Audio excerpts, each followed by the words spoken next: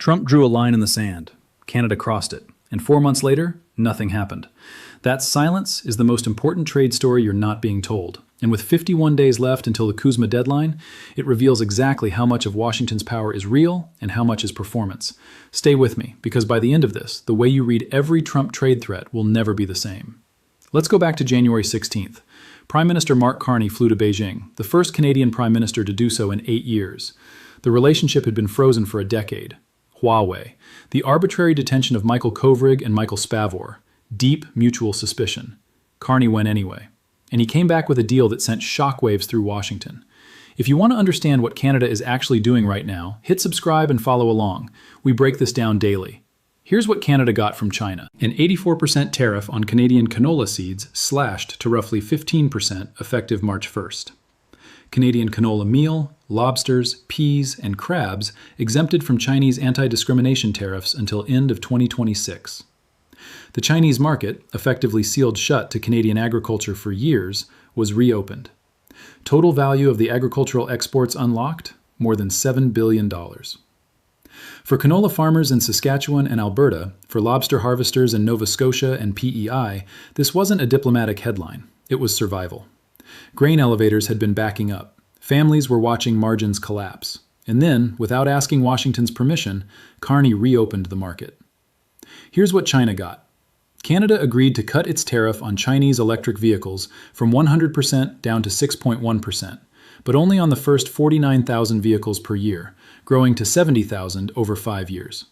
That is roughly 2.7% of Canada's total annual vehicle market. And more than half of those vehicles must be priced below 35,000 Canadian dollars within 5 years, the affordable EV segment that North American manufacturers have largely abandoned in favor of high-margin trucks and SUVs. This is not a flood, it is a managed opening, a shelf that was empty, now stocked. In exchange, China committed to direct investment in Canadian EV manufacturing within 3 years. Now here's what almost no major outlet has told you, and this is the part that changes everything. Keep reading. When this deal was announced, Trump initially said it was fine. His exact words on January 17th, "If you can get a deal with China, you should do that." 10 days later, he reversed completely. On January 27th, he posted on Truth Social that Canada would face 100% tariffs on every single good it exports to the United States if it followed through with the China deal. 100%. On everything. Immediate. He accused Carney of trying to make Canada a drop-off port for Chinese goods. He said China would eat Canada alive. He said Carney was sorely mistaken. That is one of the most aggressive tariff threats issued against any ally in modern trade history, and Canada made the deal anyway. 4 months have passed. The 100% tariff has not arrived. The canola is flowing to China. The EVs are entering Canada. The deal is fully operational. So why did Washington blink? There are 3 reasons, and each one dismantles a myth about American leverage. First, the economics. Canada is the single largest foreign supplier of energy to the United States. Crude oil, natural gas, electricity, uranium. Hitting every Canadian export with 100% tariffs would immediately spike American energy prices, grocery prices, and the cost of steel and aluminum flowing into American factories. The inflation impact would be felt within weeks. Trump's own economic advisors knew this. The threat was built for Truth Social. The reality was different. Second, the legal situation. By February 20th, the Supreme Court struck down Trump's IEEPA tariff authority. The legal mechanism he would have needed to impose sweeping new tariffs on Canada no longer existed. Any alternative tool takes months and faces immediate legal challenge. Third, the CUSMA calculation. Trump wants a CUSMA renewal on American terms. Energy access, critical minerals, pharmaceutical pricing, dairy concessions, digital trade. Blowing up the relationship with 100% tariffs before the July 1st deadline would collapse the negotiation and hand Carney a political gift. The threat was leverage. Canada tested it. Washington folded. But here's what makes this bigger than one failed threat. It's a documented pattern. Trump threatened tariffs over fentanyl. Canada didn't capitulate. He threatened to block the Gordie Howe Bridge. Canada called him. He threatened 50% tariffs on Canadian aircraft. The tariffs never came. He threatened 100% tariffs over the China deal. Canada made the deal. The threat is always larger than the action. Carney understood this early. He said it at Davos. Canada must respond to the world as it is, not the world it wishes existed. The correct response to a threat-based negotiator is to test the threat. Canada has tested every major one. Most have failed to materialize. Now, here's the geopolitical layer that almost no one is covering, and it matters enormously for what comes next.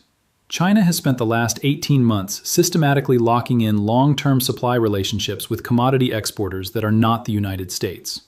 Brazilian soybeans replacing American ones, Australian iron ore, Middle Eastern crude, and now Canadian canola, potash, and seafood.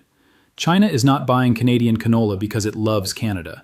It is buying it because it is diversifying away from American agricultural dependence, exactly as Canada is diversifying away from American trade dependence. Two countries on opposite ends of Trump's trade war discovered aligned interests at exactly the right moment. That is not coincidence. That is what happens when Washington treats every trading partner as an adversary. The CUSMA dimension makes this even more significant, with 51 days remaining.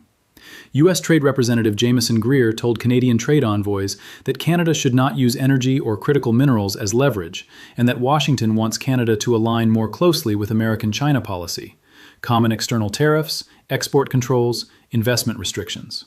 Canada's answer to that demand is now written in action, not words. Canada opened its EV market to 49,000 Chinese vehicles. It reopened agricultural trade with Beijing. It joined the European Union's Security Action for Europe program. It shipped 1 million metric tons of LNG to Asia in April. It is building pipelines in every direction. These are not negotiating positions. They are operational facts. And they tell Washington something it did not want to hear. Canada has real options, functioning, revenue-generating options that do not require American goodwill. Carney said it plainly in a recent interview. I reject the characterization that this is leverage. It is looking at whether it is in our mutual interest to trade more, and if it is not there, we have other options. That sentence, we have other options, is the most consequential thing Canada has said in this entire trade war. And the China deal is the evidence behind it. Here is what is confirmed and what remains open. Trump threatened 100% tariffs on all Canadian goods if Canada made the China deal. Canada made the deal January 16th. The 100% tariff has not materialized in 4 months.